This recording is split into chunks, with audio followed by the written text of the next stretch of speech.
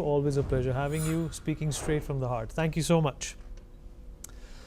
All right, well, moving on. Voting closed in Singapore in a general election that is seen as the first key test of support for Prime Minister Lawrence Wong, who took office last year. His People's Action Party is widely expected to comfortably extend its 66-year dominance in the city-state. But the election is being closely watched for whether the opposition can make further gains as people express unhappiness over tight government control and a high cost of living. Wong, a US-trained economist who is also a finance minister, has appealed for a resounding mandate to steer trade-reliant Singapore through economic turbulence following US President Donald Trump's traffic hikes. The government has lowered its trade forecast and warned of a possible recession. Wong succeeded Lee Hsien Loong to become Singapore's fourth leader. Lee stepped down in May 2024 after 2 decades at the helm, but remained in the cabinet as a senior minister. The first Singaporeans to cast their votes in the 2025 general elections were those living overseas, beginning with voters in Dubai, then in London. They were followed by Singaporeans in the United States, who voted at 3 polling stations located in Washington, New York, and San Francisco. Mohammad Mizan Aslam, professor in strategic studies, is joining us at this point in time. Professor Aslam, appreciate you being here. Well, Singapore obviously is no stranger than the rest of the world when it comes to tackling the tariffs that have been handed out by Donald Trump. How do you think the new leadership is likely to approach this? And is that something which also will determine their destiny in terms of whether they will rule Singapore or not? All right. Okay. First of all, thank you very much for having me in this program. Yeah. So I'm speaking from Kuala Lumpur. Actually, it's just about less than 1 hour flight from Kuala Lumpur to Singapore. All right. And Singapore was part of Malaysia before. Right. So yeah, we share lots of values, and then in terms of politics, situation, and then many more. So I can share some insights, information. But as you asked me just now, actually, Singapore's situation right now actually very interesting, especially the growing numbers of opposition. However, I'm thinking the incumbent means Lawrence, and also the government, which is PAP, who governed the country for so long, since the independent will remain in power, right? Even though they have lots of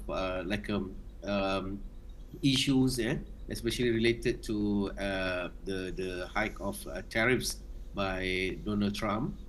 But it looks like a global phenomena that not happen only in Singapore, but it happened all around the world.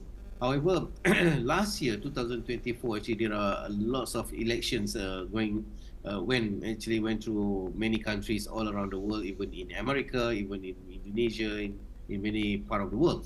But this year, Singapore, which is having an election, and the elections time come at a crisis time, right? And we should not forget that the previous election happened in 2020, which is during the peak of coronavirus, and now at the peak of the so-called the trade war between America and China, and also impacted to many countries, even Singapore.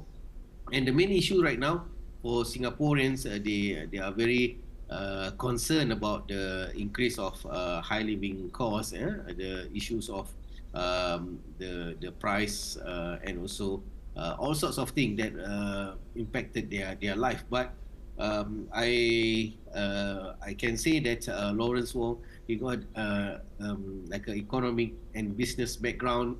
He's also capable in govern the country and handle this situation with his vast experience and career in related business related field. And I think Singaporean might have a good future, but the interesting part is like a changing in terms of the growing numbers of opposition, but not to up to change the government. So it will be a good situation when Singapore can have more opposition in the parliament, all right? And as we know, they can have actually as 5 p.m. today, all right, Singapore time, actually 82% have been the turnout of the voters out of 2.6 millions of Singaporeans.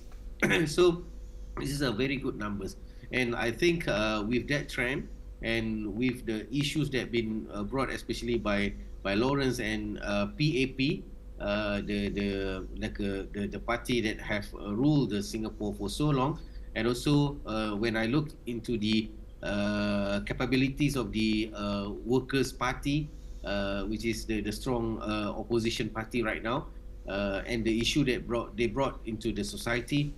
So when we can conclude from this scenario that the current government will remain in power, but the increase maybe a little numbers of opposition might happen, but I believe 55 to 65% might be won on the PAP side, and they can get between 75 to 80 or more seats in the parliament out of 97 seats. Yeah.